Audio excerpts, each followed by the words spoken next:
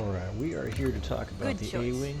This beauty is light, it's fast, it's maneuverable, and it's excellent for hunting down those TIE bombers. So there's a lot of different strategies to fend off the TIE bomber meta, but we're going to take a look at the A-Wing. So with this, we will enter into our A-Wing loadout. If you need it, I got it. Alright, so there's a lot of different options that you want to go with. I tend to stick with the standard Guaranteed to tame. satisfy. This gives you the 1000 range, but if you want to have a little extra burst and taking down those TIE bombers, I either strongly recommend going with the plasma burst laser cannon, which has an additional 882 max DPS. Alternatively, you can go with the rapid fire. The question is going to come down to, are you used to holding your shot by keeping the trigger down and then releasing it? This is how you use the plasma burst laser cannon. You hold it down for about a second and then you release. When you do that, you get that full power, and you can pump your lasers pretty quickly too, because it goes to max power pretty darn fast on the plasma burst laser cannon.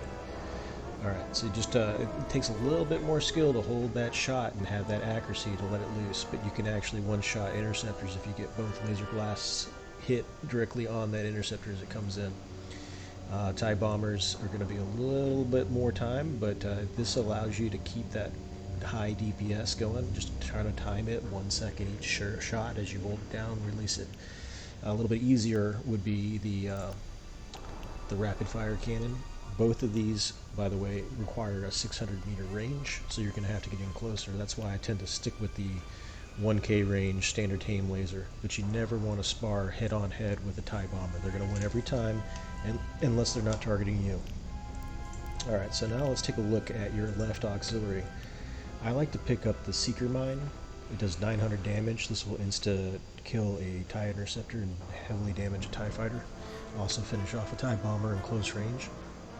So I use this on my left auxiliary as I'm flying close. If any time I've got somebody within about 300 meters, they're generally targeting me, so I'll go ahead and drop that with the left auxiliary and they'll pick it up. It has 6 ammo, which is huge because you're going to get resupplied, you're going to go back and get more ammo as you go. So 6 is plenty, tend to never run out. Alright, with the right auxiliary, if you're hunting those TIE bombers, I strongly suggest you go with the Barrage Rockets. These are 4 shots a second at 100 damage each, so that's 400 damage if you can land your shots. And TIE bombers are pretty fat, so are those TIE Reapers. So this is going to be excellent for sitting in behind one of those TIE bombers, TIE Reapers, opening up with your lasers at the same time as holding down that right auxiliary fire to just keep the barrage or rockets going on them. It runs out relatively quickly, right, because you've got 40 ammo. That's 10 seconds worth of sustained fire. So you're able to take out a bomber or two and then go back to get reloaded. Alright, finally, we're getting to the countermeasures. We'd like to go with the My Hat Sensor Jammer. You're going to be so maneuverable that most of the time you're going to be able to shake any missiles that are on you. But should you pick up missiles that are coming at you too fast and you're not in a position where you can cut your throttle, because that's really the choice, is either cut your throttle to half so you have higher maneuverability, and then just rotate your ship so that you can shake any missiles on you. But if you're in the middle of enemy lines, you might have a hard time slowing down where enemy ships are going to be able to target you and shoot you out of the sky. So save this countermeasure for when you cannot afford to go slow and you need to go fast and shake those missiles. Alright. The hull, I go with the dampener hull, increases the lock time. I don't like those missiles targeting me. And I don't like having to use my countermeasures, so I go with this. Just cuts a little max health off, but if you don't take missile hits, then you're going to have a lot more health as a result. Shields, I go with overloaded. So anytime I run out of shields, I return to base. And the benefit here is that you take less damage with the primary lasers, as well as half damage from auxiliary. That means when a missile does make contact with you, it doesn't insta-gib you.